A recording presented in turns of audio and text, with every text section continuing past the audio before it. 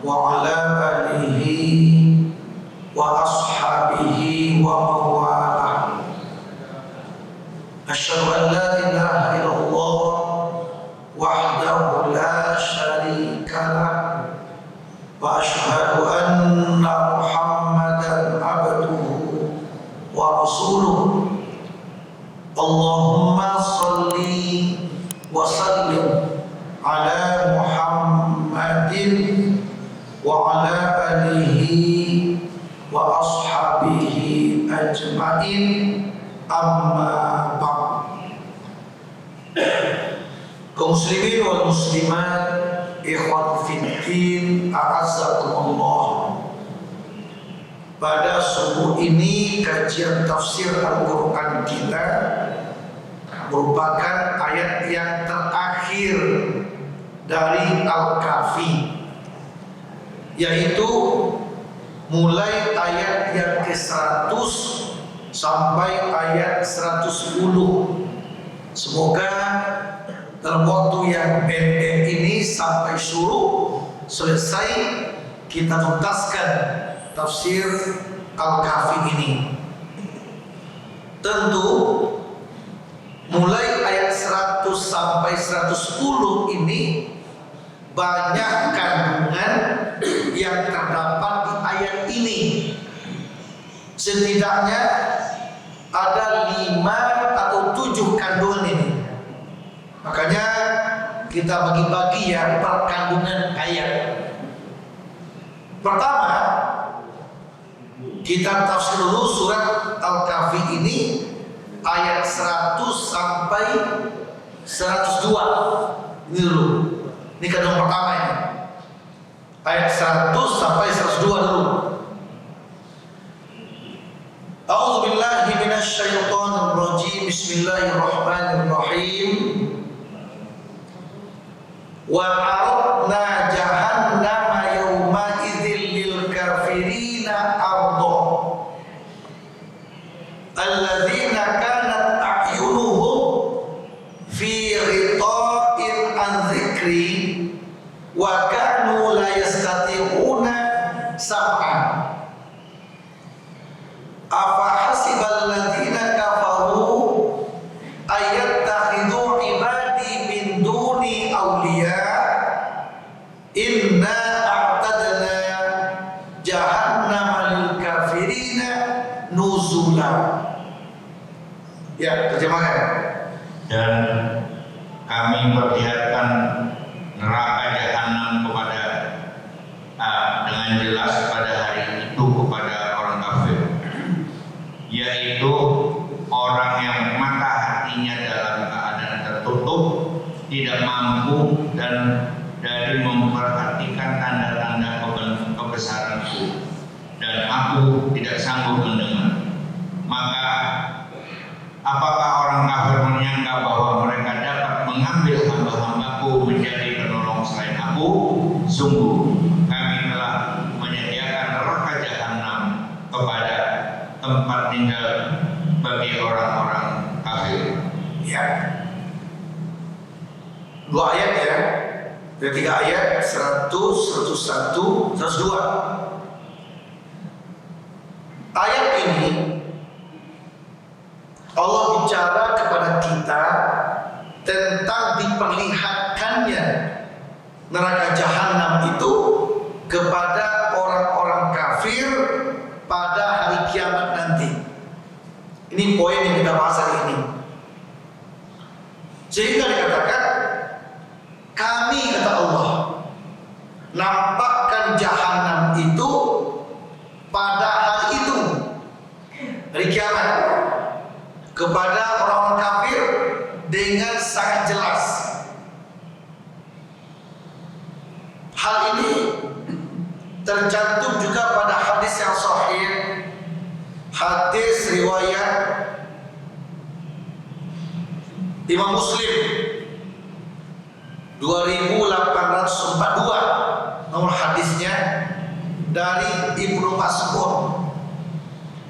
Kata Nabi, yu'ta bi jahannam tuqadu yaumal qiyamah bi sab'ina alfa zimam sab'una alfa malik, sab'una alfa malak. Ketika Jahannam dihadirkan, itu merupakan neraka yang terganas itu. Neraka yang terganas, neraka yang terdalam, yang paling bawah. Ya, di neraka itu dengan surga beda apa? Kalau surga yang terbaik, yang tertinggi, betul nggak? Yang tertinggi, yang terbaik. Kalau surga, kalau neraka yang terbawah, yang terganas. Kalau neraka yang teratas itu masih enteng. Ya, neraka yang teratas terenteng itu. Cuma seenteng-enteng neraka yang teratas itu, kata Nabi, seperti seseorang memakai 2 sendal yang terbuat dari api neraka atau air yang sangat mendidih. Lalu ketika dipakai sendal itu, mendidihlah otaknya. Nah, itu begitu panasnya neraka itu.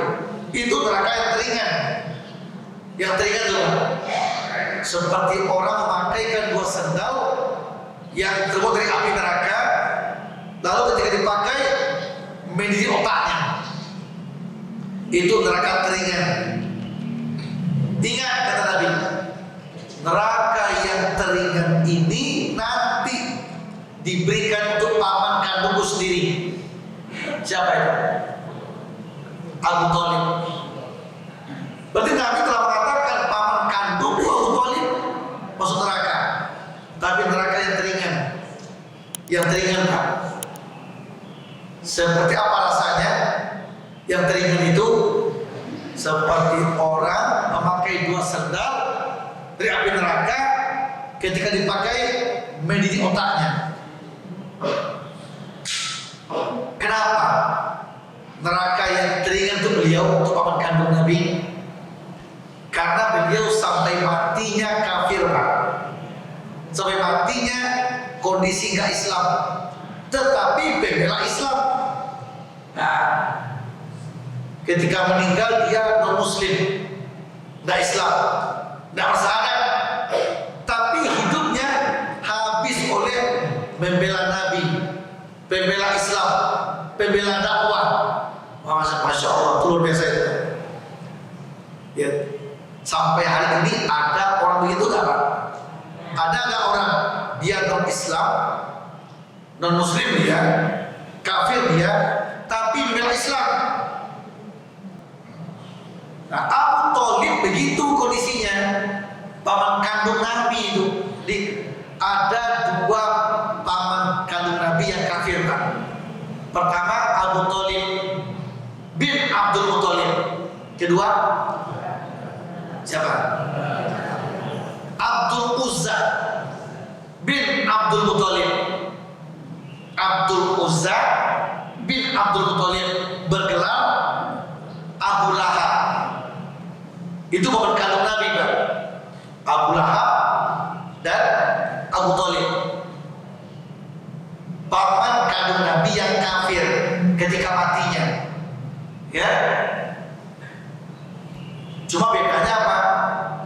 Kalau Abu Thalib matinya kafir, tapi pembela Islam. Pembela Islam dia, pembela dakwah Nabi. Siapa saja yang menghalangi dakwah Muhammad ponakanku ini, langkai mayatku. Nah, gitu kata dia. Ya. Tapi aku, sehingga kata Nabi tetap masuk neraka, cuma teringat nerakanya. Beda sama pamannya itu lagi, yang Abu Lahab itu kafir tapi anti Islam, penghalang dakwah Nabi, musuh utama Nabi, musuh utamanya Pak. Ya, nah, nerakanya beda tuh. Nerakanya ya barangkali terdalam itu, yang jahat ini terdalam itu nerakanya. Nah, ada 2 paman Nabi lagi yang Nabi katakan ahli surga. Siapa itu? Pertama Hamzah bin Abdul Muthalib, pembela Islam yang matinya dalam peperangan di Uhud. Perang Uhud, Pak. Hamzah bin Abdul Muthalib yang makamnya ada di Syuhada Uhud. Yang kedua siapa lagi? Hah? Hamzah bin Abdul Muthalib. Yang kedua? Hah? Abu Sufyan bukan? Ini paman kandungnya.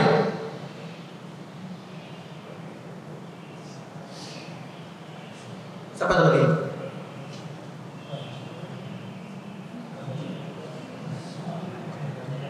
Hamzah bin Abdul Muthalib.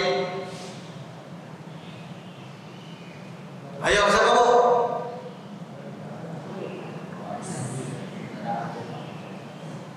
Abbas bin Abdul Muthalib.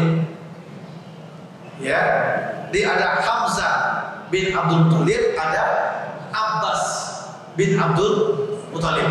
Nah, ini dua ini paman Nabi ahli surga. Yang dua ini ahli neraka. Yang satu neraka teringan Abu Thalib, satu neraka terberat Abu Lahab. Berarti paman kandung Nabi saja ada pembela yang hak, ada pembela yang batil. Jadi nggak dijamin tentang ponakannya Nabi, pamannya surga belum tentu. Jangankan paman, Nabi ayahnya, anaknya belum tentu surga. Nabinya ayah surga, anaknya tidak. Contohnya siapa?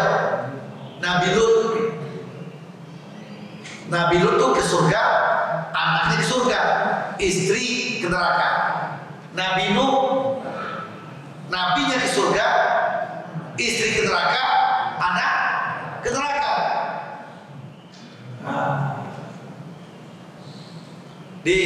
Itu Nabi, apalagi kita seorang manusia biasa. Ayah dan ustaz, apakah anak ahli surga? Belum tentu. Terbalik dengan Fir'aun. Fir'aun suaminya ke neraka, istri di surga. Jadi keluarga itu nggak mesti sekeluarga ke surga semua. Ada. Nabi Ibrahim, dia ke surga, dua istri ke surga, tapi ayah kandungnya ke neraka. Siapa namanya? Ada. Ini namanya problematika di keluarga namanya, Pak. Ya. Nah, jadi nanti di hari kiamat kata Nabi, sebelum mereka masuk ke jahanam itu sudah diperlihatkan ke orang kafir itu neraka jahanam. Belum masuk lagi ke jahanam mereka, belum masuk. Baru kondisi kiamat kondisi kiamat terjadi, sedang berlangsung dalam proses, sudah diperlihatkan ke mereka itu neraka jahanam. Bahkan ada ayat yang mengatakan sekarang ini, Bang, sebelum kiamat terjadi, Fir'aun di mana sekarang dia? Fir'aun di mana sekarang? Di mana sekarang Fir'aun, Pak? Di mana? Di Indonesia? Maaf, dan bisa Fir'aun. Fir'aunnya nggak ada, tapi orang yang bersifat Fir'aun mungkin ada. Nah, di mana Fir'aun sekarang? Di mana? Di alam barzah. Nama lainnya alam kubur. Jadi semua orang yang mati sejak dulu sampai hari ini sampai kiamat, mereka masih di tempat transit namanya alam barzah atau alam kubur. Termasuk juga saudara kita Pak Harmen rahimahullah. Di mana sekarang dia? Di mana sekarang dia? Di alam barzah, di alam kubur. Ya. Kalau Fir'aun sedang di alam kubur, di alam barzah, siang malam petang pagi, Allah perlihatkan kepadanya neraka. Tapi semoga kepahaman tidak begitu. Siang malam petang pagi dilihatkan ke surga ke dia. Mudah-mudahan doa kita. Ya, doakan dia, saudara kita itu. Semua pengurus-pengurus al-ikhwan, jamaah-jamaah ikhwan yang meninggal, semoga di ruang tunggunya, di alam barzahnya, dalam kuburnya, sedang menikmati melihat surga sebelum ke surga. Amin ya rabbal alamin. Jadi Fir'aun saja Pak sekarang sedang berada di alam barzah dalam kubur, petang pagi siang malam Allah lihatkan kepadanya neraka sebelum dia masuk neraka. Kapan mereka ke neraka? Kapan nerakanya Pak? Setelah kiamat terjadi nanti. Setelah kiamat terjadi, diadakanlah yaumul hisab, yaumul mizan, pertimbangan amal. Setelah itu baru boleh ke neraka. Kalau sekarang belum Pak. Sekarang belum. Ya. Nah, jadi ayat ini dan hadis ini mengatakan begini. Ketika Jahannam dihadirkan, ia digiring pada hari kiamat nanti dengan dikendalikan oleh 70.000 kendali. Setiap kendali Jahannam itu disertai dengan 70.000 malaikat. Jadi gak sedikit malaikat yang menggiring orang kafir itu. Gak sedikit jumlahnya, ribuan malaikat penggiring setiap orang kafir ke neraka itu. Nah, sekarang masih di alam kubur orang kafir itu Pak, yang udah meninggal ya, dalam kubur semuanya. Bedanya apa? Orang yang mati kondisi kafir sekarang sedang berada dalam kubur, sedang dilihatkan ke mereka itu Jahannam atau neraka. Gelisah mereka, gak tenang hidupnya di alam kubur. Sementara orang yang beriman, yang beramal soleh, sekarang di alam kubur dilihatkan ke mereka surga dan mereka mendapatkan nikmat kubur. Itu bedanya. Nah, ketika kiamat terjadi, diadakan yaumul hisab di padang mahsyar, yaumul mizan, baru setelah itu diputuskan perkara mereka. Oh, yang beriman, beramal soleh ke surga, yang kafir ya ke neraka. Memasuki surga neraka setelah kiamat terjadi nanti. Nah, ini informasi Al-Quran dan hadis kepada kita.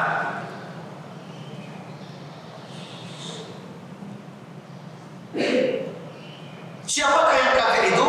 Nah, ini lagi. Siapa yang kafir? Yang diberikan neraka kepadanya. Alladzina kanat a'yunuhum fi ghita'in an dzikri. Inilah kriteria orang kafir yang bakal dilihatkan neraka kepadanya, yang bakal ke jahanam nantinya, yaitu orang-orang yang mata hatinya dalam kondisi tertutup, tidak mampu memperlihatkan tanda-tanda kebesaran Allah. Bukan hanya mata lahirnya, tapi mata hatinya tertutup dari hak. Di orang kafir itu orang-orang yang tertutup mata hatinya dari kebenaran. Itu orang kafir. Makanya kafir definisi etimologinya adalah tertutup. Kafir itu artinya apa? Tertutup.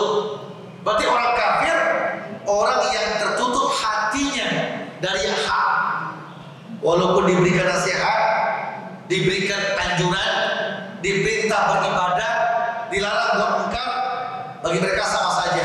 Sawaun alaihim a'anzartahum am lam tunzirhum la yu'minun. Diberikan ceramah atau tidak sama saja bagi mereka. Kenapa? Hatinya tertutup dari kebenaran. Makanya Pak, terkait memilih pemimpin, diberikan nasihat atau tidak sama aja bagi mereka. Tidak masuk Pak. Tidak masuk kenapa? Tidak mau menerima kebenaran. Ya, ini loh kriteria Allah. Pilih ini, jangan pilih sesuai keinginan, tapi sesuai maunya Allah. Tapi hatinya kita tidak terima. Tidak terima.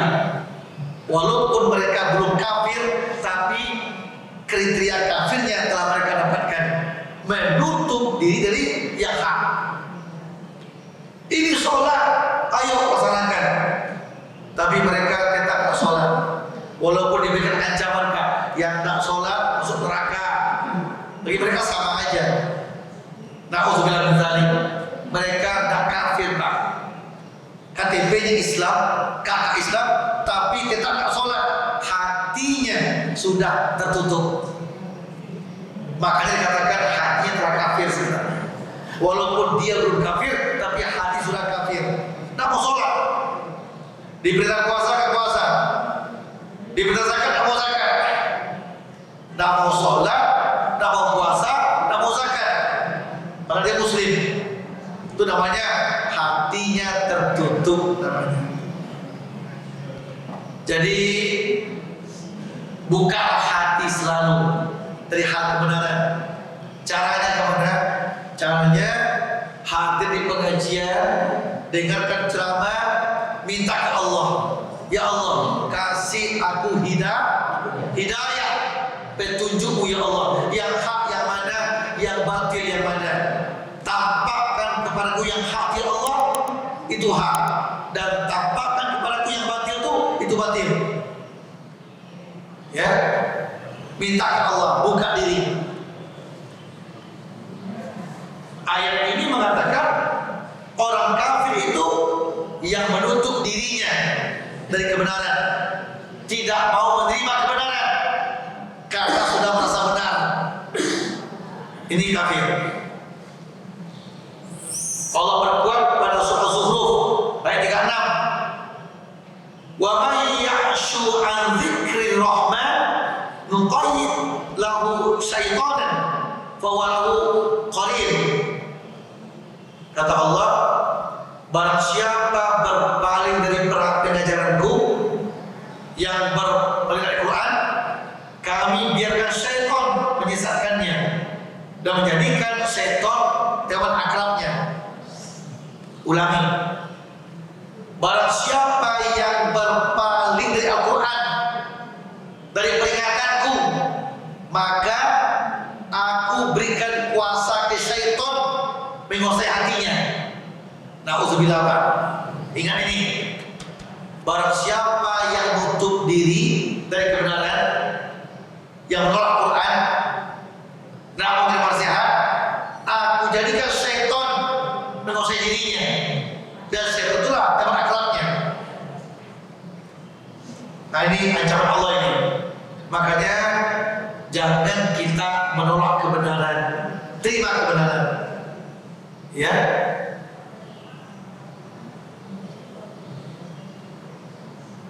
Allah berkata lagi, surat Maryam ayat 82, kala sayakfuruna bi ibadatihim wa yaquluna alaihim didda. Sama sekali tidak, kelak mereka sesembahan itu akan mengingkari penyembahan mereka terhadapnya dan akan menjadi musuh bagi mereka. Kata Allah Pak, selama hidup ini orang kafir mengikuti syaitan, orang kafir menyembah berhala. Nanti di akhirat jangankan berhala, syaitan itu pun mengatakan, kalian ngapain ikut aku dulu? Ngapain? Emang tugasku untuk menggoda kalian? Ngapain ikut? Ya sudah, rasain kalian neraka itu. Kata syaitan.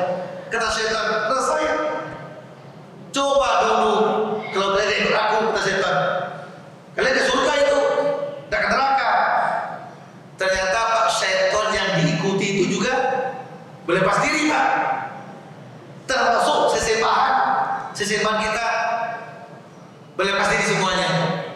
Wah, ternyata masing-masing yang kita perbuat diminta bertanggung jawaban.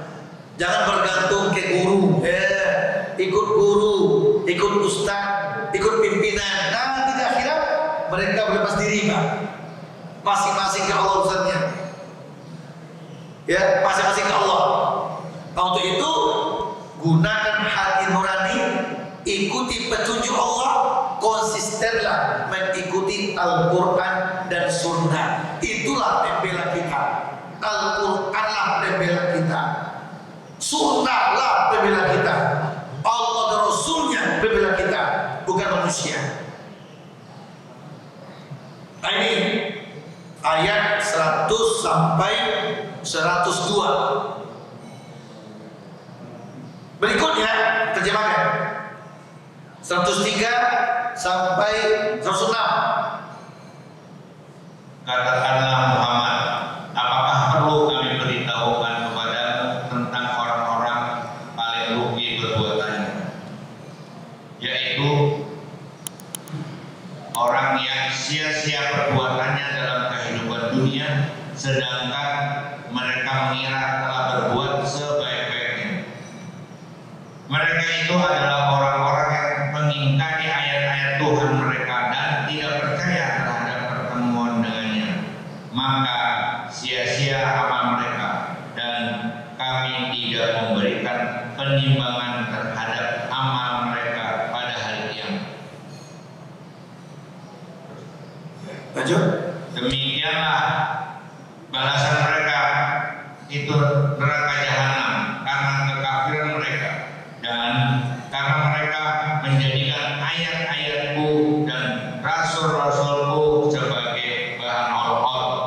Ya, ayat 103 sampai 106 isinya Allah ingin beritahu sama kita, siapakah orang-orang yang paling rugi nanti di akhirat? Siapa yang rugi? Yaitu orang-orang yang sia-sia perbuatannya dalam hidup dunia, sedangkan mereka mengira telah berbuat yang terbaik. Kenapa? Karena mereka mengingkari ayat-ayat Allah dan tidak percaya dengan pertemuan Allah nanti di akhirat. Lalu mereka itu sia-sia amalnya. Mereka mengingkari ayat Allah, mengingkari Rasulnya, mengolok-olokkan ayat dan hadis. Itulah mereka yang rugi di akhirat. Termasuk tadi menutup diri dari kebenaran, menolak Quran, menolak hadis, mengikuti nafsu, tergoda oleh setan dan orang-orang yang bersifat setan, tergoda mereka. Itulah yang rugi. Yang mengabaikan Al-Quran, yang anti sunnah Rasul, yang tidak mau bersama orang beriman, yang tidak mau beramal soleh, hidup mereka tenggelam dengan kesenangan duniawi. Kadang-kadang harta benda, pangkat jabatan, anak istri, kadang-kadang mereka ini menggantarkan kita ke surga. Tapi kalau kita nggak pandai-pandai dengannya, justru yang mereka inilah yang bikin kita ke neraka. Banyak orang karena pangkatnya, karena jabatannya, karena kekuasaannya, karena harta bendanya ke neraka. Ada Quran menampakkan contoh. Abu Lahab itu, Pak, tokoh masyarakat, pemuka agama yang disegani, tapi penghambat dakwah, anti Islam, ke neraka karena itu. Ya, Khadijah, Utsman bin Affan, Zubair bin Awam, Sa'ad bin Abi Waqqas.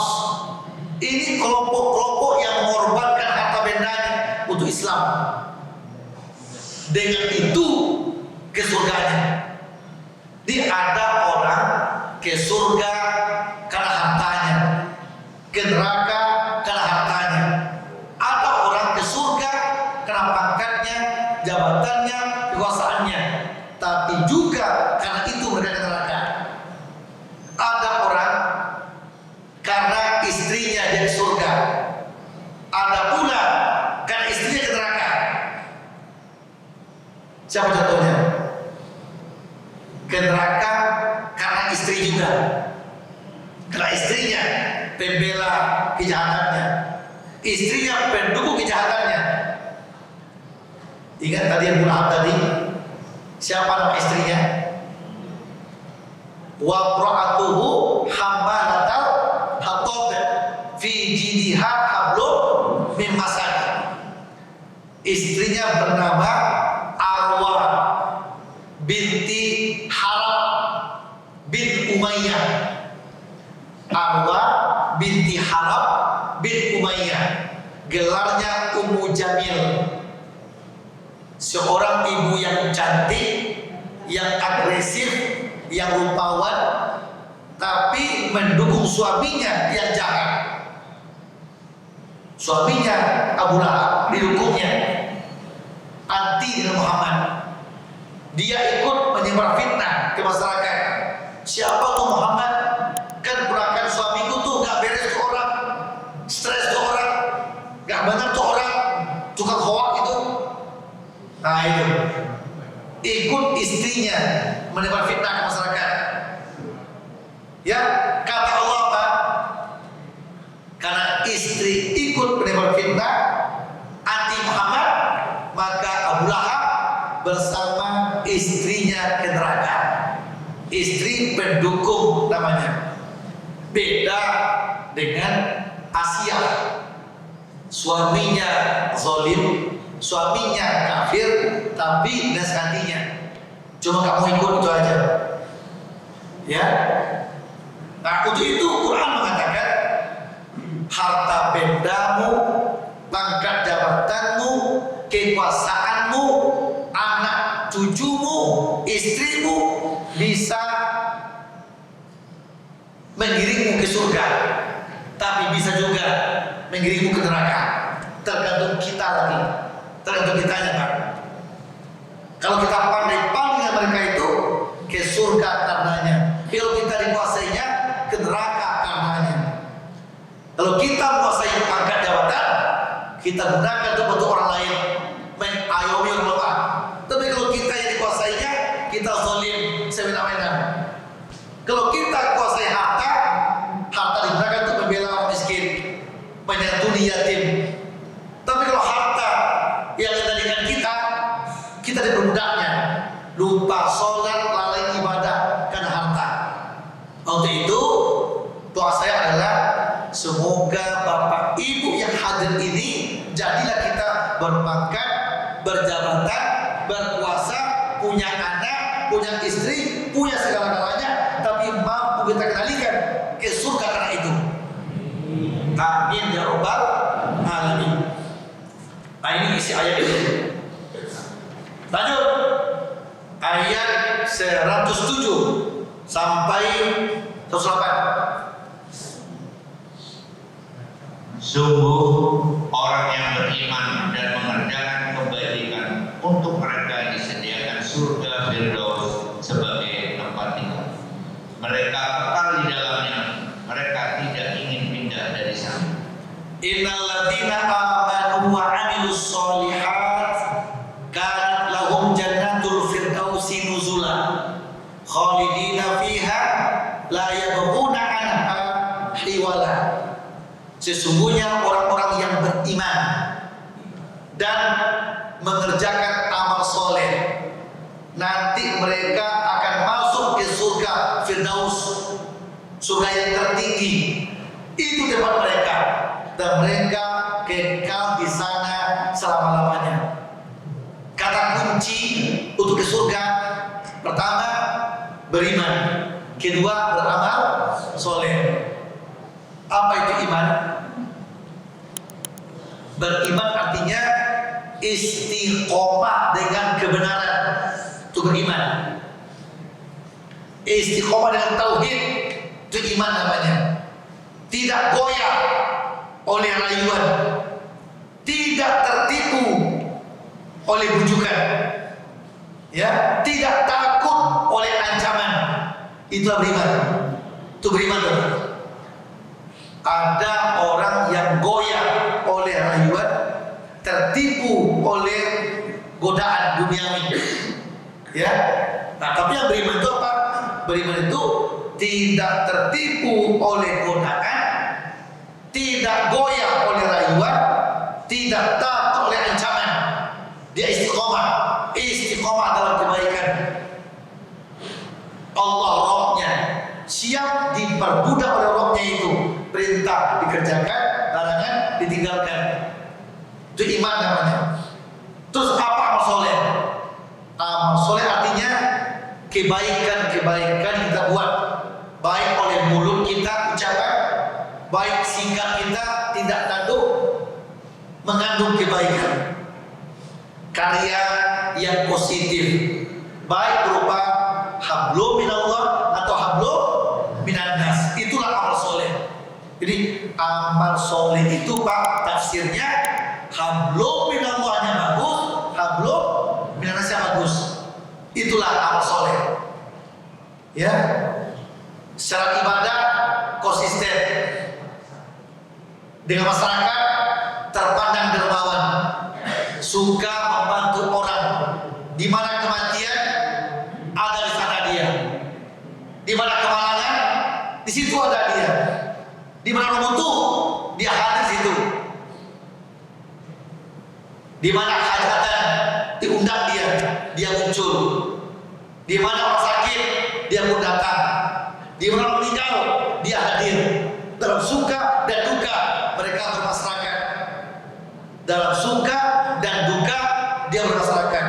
Itu namanya hablum minannas. Maaf, kan ada orang Pak bagus minallahnya, mantap minallahnya, rajin ke masjid, sholat waktu sehari semalam berjamaah terus, ya, tahajudnya agak putus, puasa Nabi Daud Senin Kamis, tapi dengan tetangga tidak peduli, dengan bagi miskin cuek, dengan yatim tak tahu tahu, orang susah tak mau tahu. Itu namanya bagus minallahnya, tapi kurang minannasnya. Itu tidak sempurna. Sebaliknya, bagus minannasnya, dermawan, loyal ke siapapun, tapi nggak sholat. Loyal, uangnya loyal Bang. Pokoknya di mana kemalangan dia hadir, di mana pembangunan dia datang. Loyal, bagus, terkenal, tapi nggak sholat, nggak mau mengaji. Bagus minannasnya, tapi nggak bagus Allahnya, nggak sempurna. Nah, untuk ke Firdaus Allah inginkan bagus minallah, bagus minannas. Harapan saya Bapak Ibu yang hadir ini yang terus diterpa kajian tiap Ahad di sini, tiap Ahad diterpa kajian dengan ustaz yang pakar di bidangnya. Luar biasa ini Pak, Bapak luar biasa ini. Di Al-Ikhwan ini Pak, setahu saya ustadznya berkualitas. Setahu saya begitu. Kajiannya aktif, bagus. Fabi ayyi ala'i rabbikuma tukadziban. Kalau soal pangkat jabatan saya ragu Pak. Dan ragu saya kenapa? Bapak ini banyak mantan pejabat ini. Banyak ini mantan pejabat, ya, yang sudah pensiun banyak. Pengusaha-pengusaha sukses banyak, orang-orang kaya banyak. Duniawi saya yakin Bapak Ibu sudah miliki, tinggal lagi gimana ukhrawinya. Dunia kita sudah bagus, ini sebaik-baik orang nih Pak. Banyak kawan-kawan Bapak yang sama dulunya di kantor masih minuman keras, masih nggak sholat, masih macam-macam. Bapak semacam aja. Alhamdulillah. Ya, di masjid maksudnya semacam. Di luar urusan lain ya. Tapi saya yakin Pak, Mas ini sudah membina jamaahnya dengan baik. Sudah terbina, sudah bagus lah. Tinggal lagi buktikan ke Allah bahwa aku ya Allah bagus belum minallahnya, bagus belum minannasnya. Kalau ini sudah Pak, menunggu waktu tinggal dimatikan. Tunggu waktu dimatikan dengan husnul khatimah. Amin ya rabbal alamin. Kunci untuk ke Firdaus hablum minallah, hablum minannas. Itu aja. Berikut ayat 109. Katakanlah Muhammad, seandainya lautan menjadi tinta untuk menulis kalimat-kalimat Tuhanku, maka pasti habislah lautan itu sebelum selesai penulisan kalimat-kalimat Tuhanku, meskipun kami datangkan tambahan sebanyak itu pula.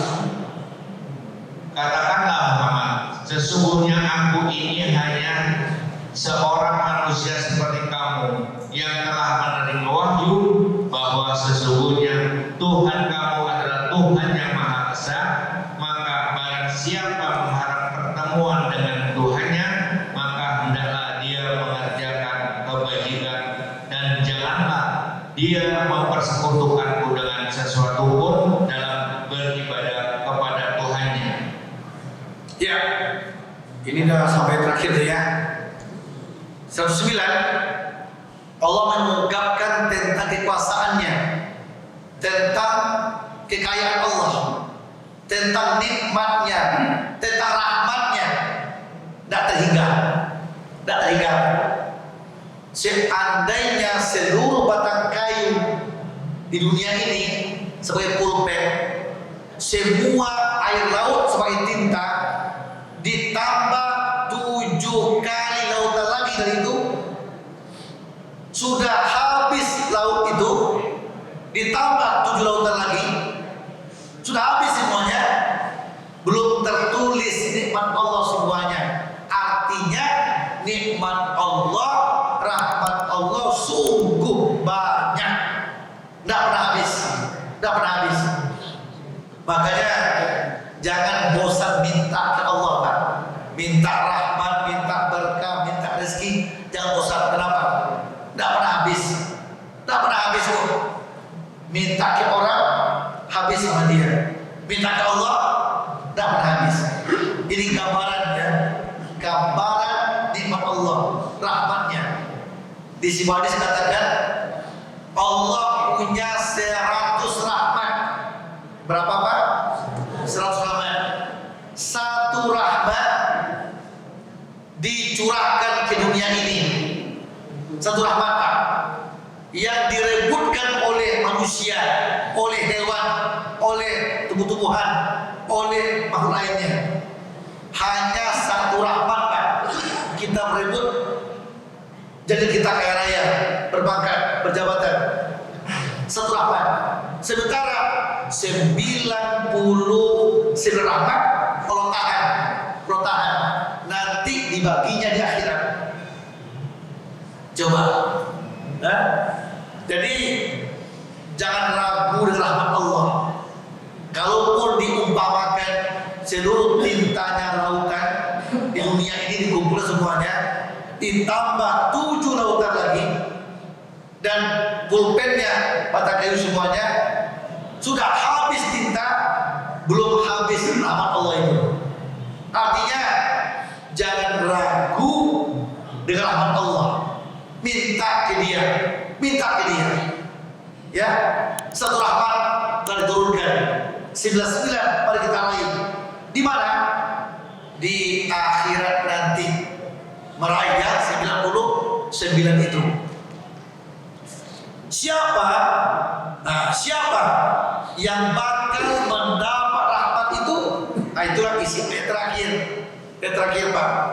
Yang bakal mendapat rahmat, mendapat berkah, mendapat syafaat, jauh dari siksaan. Siapa mereka? Pertama, orang-orang yang beramal soleh. Yang kedua, yang menyingkirkan kesyirikan di hidupnya. Amal soleh, perbanyak kebaikan, dan tutup diri dari kesyirikan. Jangan berbuat syirik, jangan sekutukan Allah apapun. Beribadahlah ke Allah karena dua hal. Pertama, beribadah ke Allah karena ikhlas, mengharapkan ridhonya.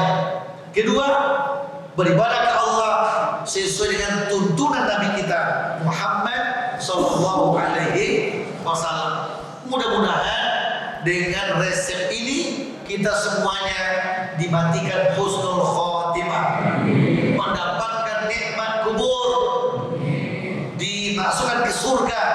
Semoga kita bertemu kembali surga Allah Taala.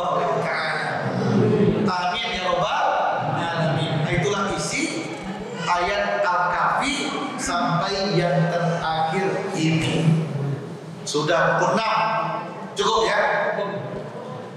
Barangkali untuk diskusi jangan Pak ya. Kita jumpa lagi bulan berikutnya. Masih ada nggak bulan berikutnya? Ada. Masuk puasa ya? Hah? Tanggal berapa puasa? Tanggal 11 puasanya. Kedua tanggal berapa? Bulan Maret. Masih ada nggak? Puasa tanggal 11. Keduanya udah masuk belum? Tidak kondisi ini ya. Kalau sudah masuk, berarti kita udah libur ya. Udah libur. Libur tuh kan di bulan Ramadan. Mana Pak Tri? Ya, saya tunggu kabar aja. Apakah nanti Ramadan lanjut atau tidak? Kalaupun lanjut bukan tafsir, bukan. Kalaupun lanjut kita nanti tematik kalaupun lanjut. Ya. Ya, itulah barangkali Bapak Ibu. Mohon maaf lebih dan kurang.